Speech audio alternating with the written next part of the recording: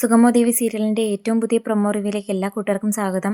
ഗിരീഷ് പറഞ്ഞ സത്യങ്ങളെല്ലാം നമ്മുടെ സിദ്ധാർത്ഥൻ സാർ അറിയുന്നു. കെ നായരുടെ പ്രോജക്റ്റിന് ഒരു കാരണവശാലും ഒപ്പിട്ട് കൊടുക്കരുതെന്ന് ദേവികയോട് സിദ്ധാർത്ഥനും പറഞ്ഞിട്ടുണ്ട്. അതുപോലെ സിദ്ധാർത്ഥൻ MLA ആയിരുന്ന സമയത്തും അയാൾ ഈ പ്രൊജക്റ്റുമായിട്ട് വന്നതാ.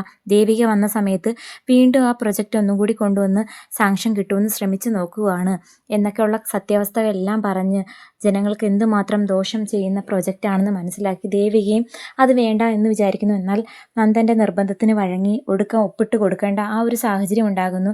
നീ കെ നായരുടെ പ്രോജക്റ്റിന് ഒപ്പിട്ട് കൊടുത്തോ എന്ന് ചോദിക്കുമ്പം അതൊരു പ്രത്യേക സാഹചര്യത്തിൽ ഒപ്പിട്ട് കൊടുക്കേണ്ടി വന്നു എന്ന് പറയുമ്പം മിണ്ടിപ്പോകരുത്. അപ്പോഴത്തേക്കും പ്രഭാവതി ഇടയ്ക്ക് കയറുന്നുണ്ട്.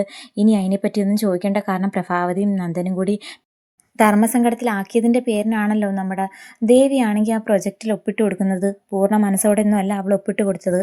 എന്നാൽ അതൊന്നും സിദ്ധാർത്ഥനോ ഗിരീഷിനോ അറിയത്തുമില്ല. മുരളിക്ക് മാത്രമേ എല്ലാ കാര്യങ്ങളും അറിയാവുന്നുള്ളൂ.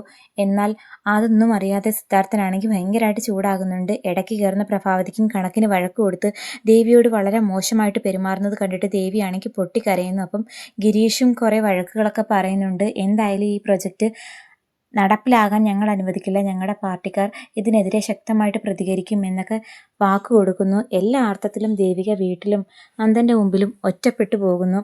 അതേസമയം സിദ്ധാർത്ഥന് താൻ ചെയ്തത് വലിയ അബദ്ധമായിപ്പോയെന്നും ആരെ ഇലക്ഷന് മത്സരിപ്പിക്കാം എന്നൊരു ഓപ്ഷൻ വന്നപ്പം ഞാൻ എൻ്റെ മരുമകളുടെ പേര് നിർദ്ദേശിച്ചത് അവൾ ജനങ്ങൾക്ക് ദോഷം വരുന്ന ഒരു കാര്യവും ചെയ്യില്ലെന്ന പൂർണ്ണ ഉറപ്പുണ്ടായതിൻ്റെ പേരിന് എൻ്റെ ധാരണയെല്ലാം തെറ്റിപ്പോയെന്ന രൂപത്തിൽ അച്ഛൻ വിഷമിക്കുന്നത് കണ്ടിട്ട് ദേവിക്കാണെങ്കിൽ അതിനേക്കാളും സങ്കടമാകുന്നു. അതേസമയം എസബലിനെയാണെങ്കിൽ എന്തൊക്കെയോ നേടിയെടുത്ത സന്തോഷത്തിലാണ് കെ നായർ പോലും പ്രതീക്ഷിച്ചില്ല ഈ പ്രൊജക്റ്റ് ഒരിക്കലും ദേവിക ഒപ്പിട്ട് കൊടുക്കുമെന്ന്. കാരണം അങ്ങനെയൊക്കെയാണല്ലോ ദേവികയും സിദ്ധാർത്ഥൻ സാറും അവരോട് സംസാരിച്ചിട്ടുള്ളത്.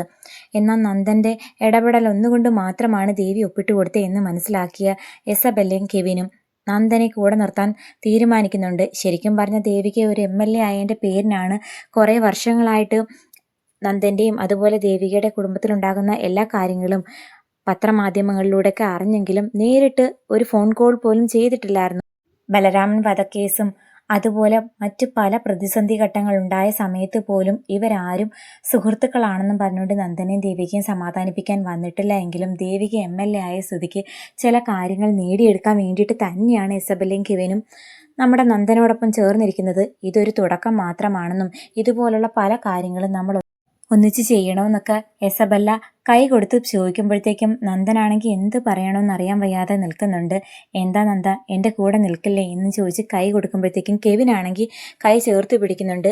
നന്ദൻ കൈ കൊടുക്കണോ വേണ്ടയോ എന്ന് ആലോചിച്ച് നിൽക്കുന്നതും കാണിച്ചുകൊണ്ടാണ് പ്രൊമോ അവസാനിക്കുന്നത്. എന്തായാലും നന്ദൻ അവർക്ക് കൂട്ടു നിൽക്കും. കാരണം ഋഷിയെ അപായപ്പെടുത്തിയ കാര്യം അറിഞ്ഞു വെച്ചിട്ട് അവർ രണ്ടുപേരും തന്നെ രക്ഷിച്ചു എന്നുള്ള പേരിന് ആ ഒരു അവസരം മുതലാക്കി അവർ പല കാര്യങ്ങൾ ആവശ്യപ്പെടുന്നു. അതുപോലെ നന്ദൻ ഒരു തെറ്റിൽ നിന്ന് പല തെറ്റുകളിലേക്കും പോവുകയും ചെയ്യുന്നു. അപ്പോൾ എന്തൊക്കെയാകുമെന്ന് കാത്തിരുന്ന് കാണാം. എല്ലാ സത്യങ്ങളും തിരിച്ചറിയുന്ന സിദ്ധാർത്ഥനും അതുപോലെ ദേവിക ഇനിയും നന്ദൻ എന്തെങ്കിലും ഇതുപോലുള്ള ആവശ്യങ്ങൾ നിർദ്ദേശിച്ചു കഴിഞ്ഞാൽ അത് അംഗീകരിച്ചു കൊടുക്കുമോ ഇല്ലയോ, ചന്ദ്രോത്ത് വീട്ടിൽ ഇതിനെ തുടർന്ന് വലിയ പ്രശ്നങ്ങൾ ഉണ്ടാകുമോ എന്നൊക്കെ കാത്തിരുന്ന് കാണാം.